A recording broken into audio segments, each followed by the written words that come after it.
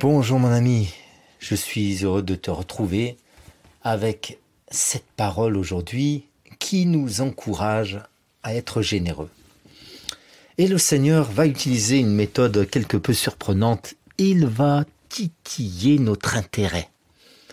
Dans le Proverbe au chapitre 19, le verset 17, je lis dans la version Semeur, il est dit ceci.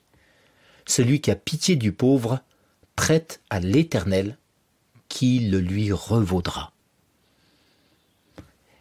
Il y a des personnes, celles qui sont vraiment matures dans la foi, ne s'intéressent qu'à la première partie du verset et ça leur suffit de prêter aux pauvres.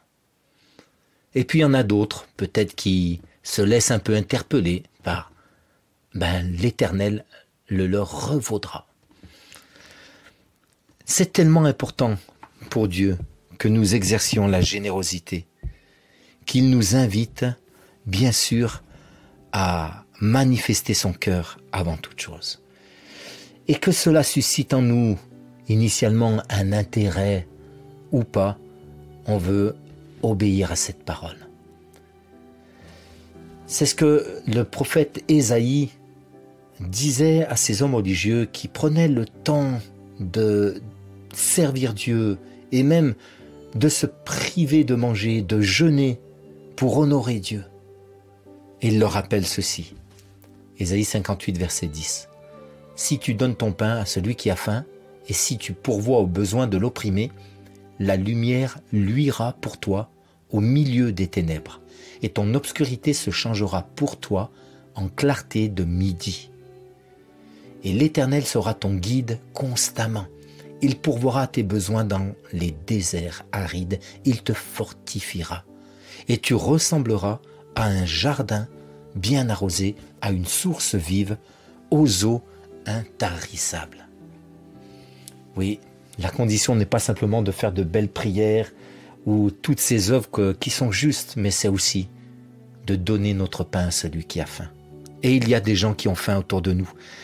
Bien sûr, nous pensons d'abord à ceux qui ont vraiment besoin de notre générosité financière pour répondre à leurs besoins vitaux, se couvrir, se nourrir, prendre soin de leur corps. Il y a tellement de gens dans le besoin ainsi qui sont nécessiteux.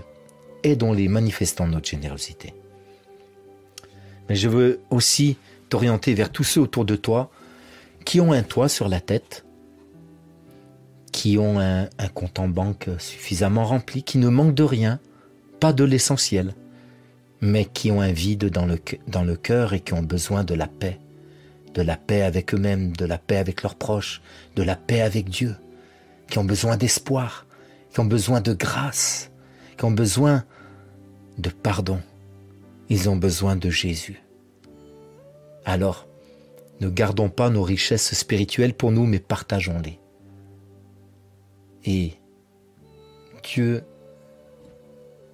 nous le revaudra, parce qu'il nous accompagnera lui-même, alors que nous exerçons cette générosité spirituelle. Mon ami, je t'encourage à ce que, autour de toi, tu considères les besoins et que tu partages les trésors que tu as reçus.